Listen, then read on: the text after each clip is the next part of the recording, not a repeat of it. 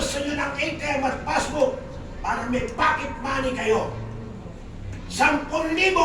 Gusto nyo ba? Yes! Mamaya po pupunta tayo kay Biskaya.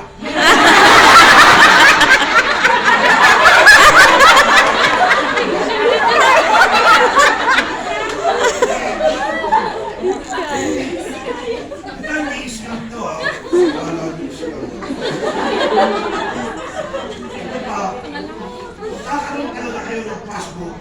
Kahit ayaw na sa gusto nyo, magkakaroon kayo ng ATM. Wow. Pero, hindi ganito. Punit. Sira to! Nakukuha nyo bago, ha? ATM at passbook, kuha nyo na kagad dito. Kayo po ay nasa building ng BDO. BDO building to eh. Alam niyo ba ibig sabihin ng BDO? Bangko Bank de Oro. Galing nyo ha. Pero, dahil OFW kayo, ha, minarapat kong pansamantalang palitan ito. Gagawin ko siyang bida dito. OFW.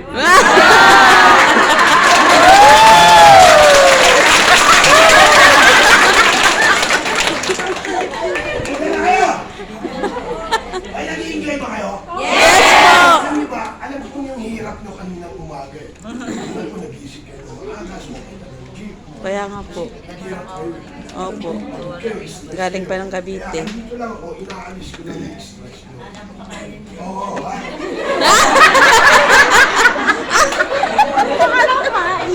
Okay. Akala ko may Jollibee kami.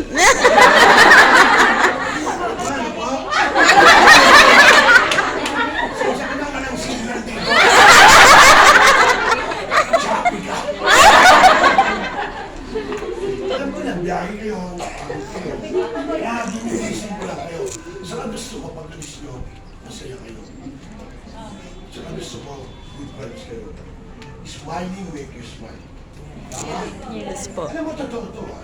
Kapag pala ikaw ay laging nakatawa, nakakadagdag ng ganda! Sobrang naman tawa mo.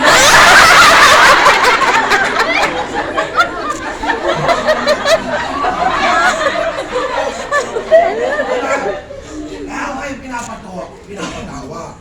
Kasi kung sa lahat, tignan nyo ha, napakahirap tumawa pag nakahiga na. Ang ilaw! May kalapate! Awalan tayo. Hindi naman kinakailangan maging mayaman, mapera, para maging masaya. Di ba? Yes po. Alam nyo ba, masaya ka lang lagi. Di ba? Normal lang. Ang hirap tumawa, pero tumawa lang kayo. Kasi lahat ng pagsubok magiging counter nyo. Tayong lahat, hindi naman lahat happiness eh. Di ba? Alam mo, simpleng buhay lang nga tayo dapat eh, di ba? 3 beses kumain sa isang araw.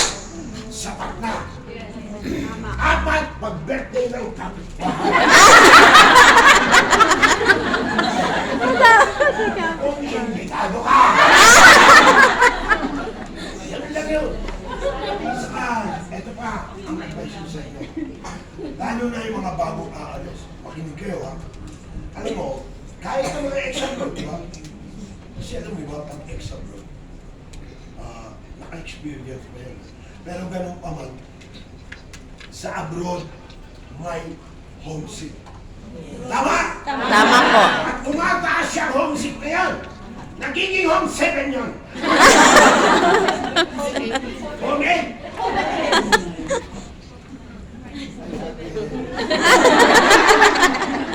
Ate, dito ka po ate. Ate, kadarating mo lang ate. Kadarating mo lang. Ate, ang aga mo para bukas. Ate, pauwi na po kami.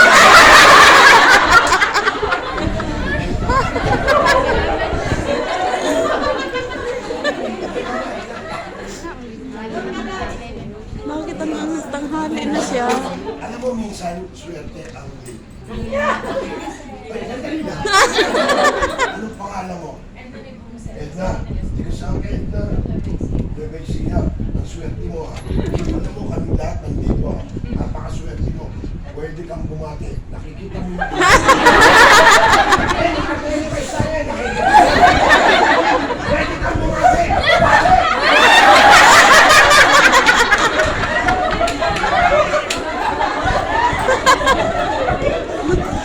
Ay, nakakita sa ano ha. Karamihan kasi na nanilig yan, ang nasasakyan si Lupa Silvi. Mura kayo na.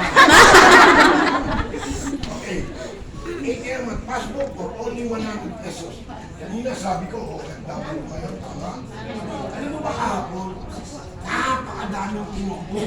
Nakalimuyan doon ito, kaya ako ang daming umaalis ngayon. Halos lahat. Gusto nang umalis. Pero gusto ko yan. Kasi alam ko may mga pangarap kayo sa buhay. Alam ko may pamilya kayo na dapat tulungan. Gusto ko makaalis na kayo lahat. Kaya nga hindi ako magtataka. Baka isang araw, ako na lang ang nagsasalita nito.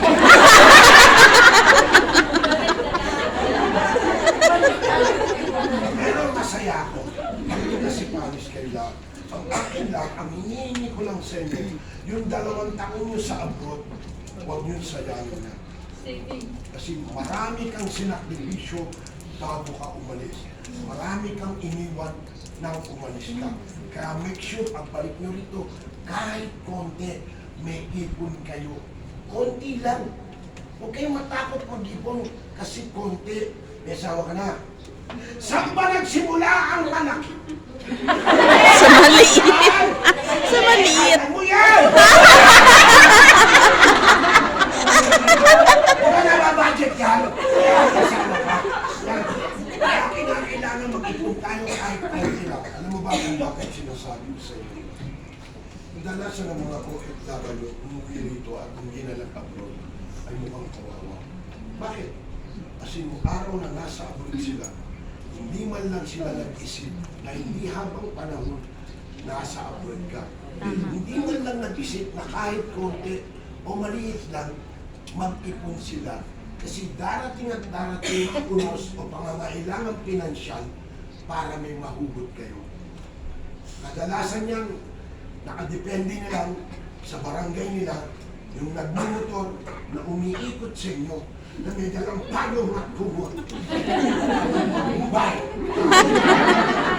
So, kinakailangan, konti may ipon ka.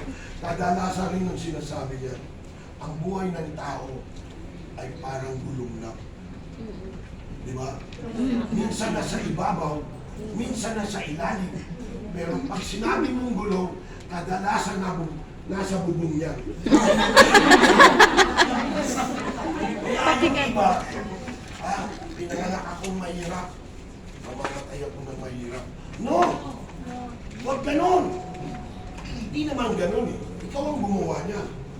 Kaya make sure, tumawid na tayo sa pagiging mahirap.